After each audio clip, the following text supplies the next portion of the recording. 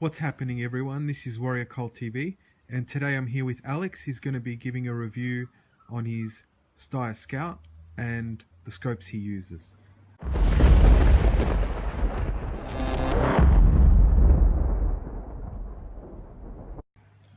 How you doing, guys? Today we're going to be talking about just the overview of the Steyr Scout. I've noticed there's a bit of interest on YouTube about it. I did one about the chink sling, and I thought I'd go over the actual Scout. I've had it for about 6 years now, so I've used it quite a bit. I've put about maybe roughly around 2,000 rounds through it so far. So I just wanted to show you all the things, all the little features and how it's designed, a few little issues I've come across in the past with it. To start off with, there was some talk about the sights that are built into this gun, how that they are plastic. Now, the iron sights are plastic. It's a hard plastic, it's a tough plastic, but let's not forget about,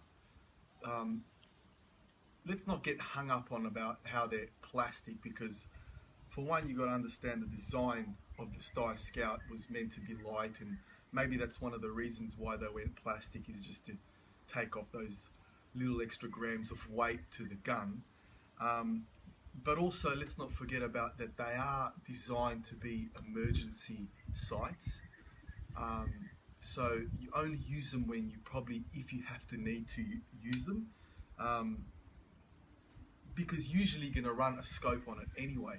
So it's not like you're going to be always using them anyway. So it's not like they're going to always be out and be in danger of being broken or anything like that. As I said, they are strong. I doubt anything's really happened to them. I wouldn't get too fixed up about being plastic.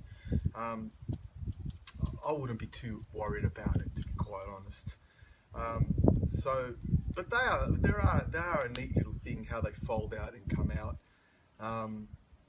You know, they easily come out. Bang! This one requires a nail like that, and yeah. So that's one of the things that is pretty neat about the rifle.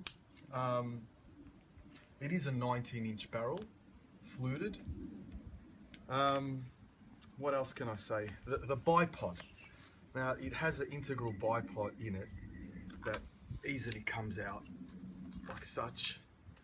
And also with the bipod, it's not a bipod to use shot after shot, shot after shot, because what happens is that as you shoot from the recoil, they bend back like that. Sometimes once they stay straight, sometimes the other one does bend back like this, and you find yourself after a few shots you're like kind of in that position. So it is again a design used for that probably one-off shot where you'll need a bipod. Personally, in my experience, it's usually either too high or too low. Usually too high for the shot you need to take. So it is a feature that's more designed for that situation where you'll need this in an emergency type of quick kind of shot situation. Some people actually do mount like Harris bipods on the bottom here, and that's why you've got kind of that rail there that allows you to attach that bipod on there. Other features are that the bolt system. Let's say for an example, it is a two-lug design. It has I think it's called an SBS system, where the actual bolt locks into position. So if you rotate this knob all the way back, you'll see that little thing pops out, and you can just lock the bolt in place, and it doesn't come out anymore. You can't accidentally, open it. Which, honestly, in all my other rifles that don't have this feature, that never happens. It's never happened to me anyway, so I don't know about you guys. and it's easy to just to unlock. You just press that down and it just pops open, and it's still in the safety mode. Then you just go all the way forward to fire. There are a lot of plastic bits to the gun. The shroud is plastic. As I said before, the iron sights are plastic. A lot of it's plastic. Even this front end here is all plastic. Then it starts from probably this point onwards. It's steel or aluminium, whatever they use. These spaces do adjust. You can remove them or add to them for length of pull. These plates come out. You can attach, you know, little gadgets there for your bullets if you want to do that. Another neat feature is the extra magazines. One comes in the butt here, and you obviously get one in the front, and there's a two system here. So you see how there's two ways it goes in. That's designed for if you want to cycle the bolt without grabbing around. You can easily cycle the bolt, and if you want to, you know, quickly do it, bang bang, you're ready to go. You know, you can also load one in the chamber, have 5 in the magazine. You got 6 rounds. The bolt's easily removed. All you do is go back to that position there, and it just slides right out. I've taken it apart before. It is a bit hard to take apart and put back in because of the spring system in here. I find it very difficult. It's not as easy as the Remington, let's say 700. Yeah, it's once you get the hang of it, it's not that hard. It is a smooth action, no problem there. So in those terms, it's pretty easy to manipulate. What else can I say? Other than that, look, it's a nice little gun. I've used it a lot. I've had no issues with it so far, except a couple, and I'll explain what. When you do clean it sometimes, and you take out the bolt, for instance, the receiver it's very deep inside there. It's very hard to get to, and when you do clean it, sometimes there's like a little knob thing up here on top of the receiver at the top inside that kind of clicks in and clicks out.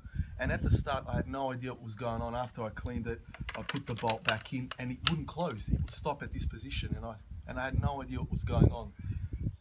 Thank God for Google. I found out that there's some little knob in there that comes out sometimes when you clean it, and you've got to be mindful of that. You can kind of feel it with your finger, and it kind of pushes back in. That's one of the kind of annoying things about it, because it does happen from time to time. You know what? In a way, I wish the rail, I kind of wish they, instead of a Weaver style rail, they made a kind of a Picatinny style rail, which the slots are a bit wide on the Picatinny style rail. You can use probably not better rings, but probably more of a variety of them. It is slightly over-engineered, but that's Austrians for you, I suppose.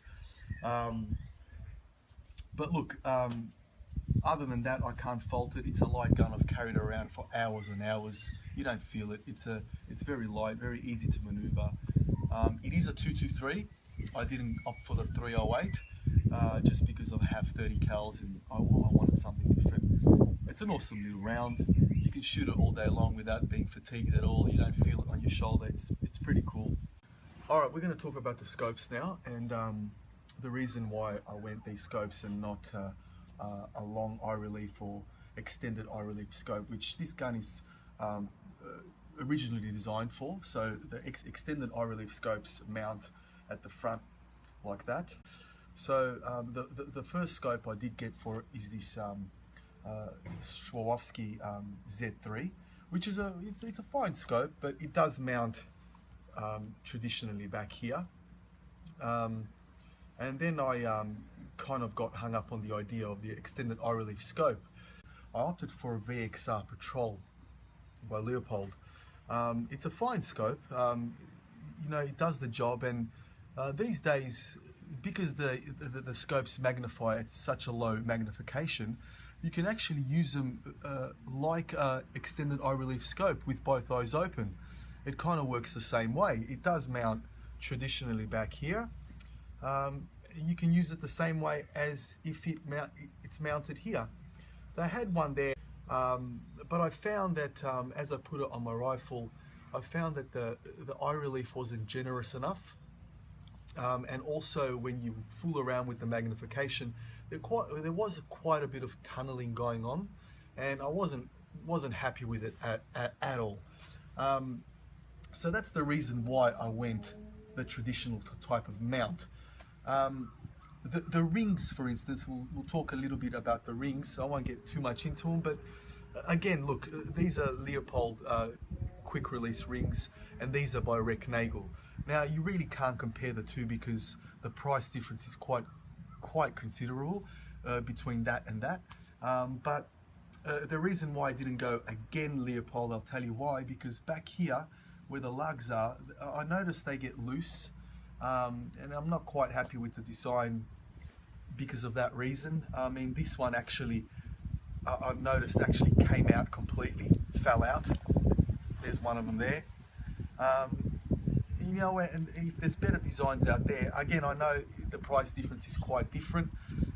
These ones are made much better, but again, the price is different. That lug there goes from here and all the way through there. They are a little bit more tricky to put together. They have a little screw somewhere underneath there, which is quite fiddly to get into place. But once you've figured it out, it's not that difficult. They do lock on nice and tight, no issues there. Yeah, and so that's one of the reasons why I went the traditional mount. It's a great rifle. It does what it's supposed to do.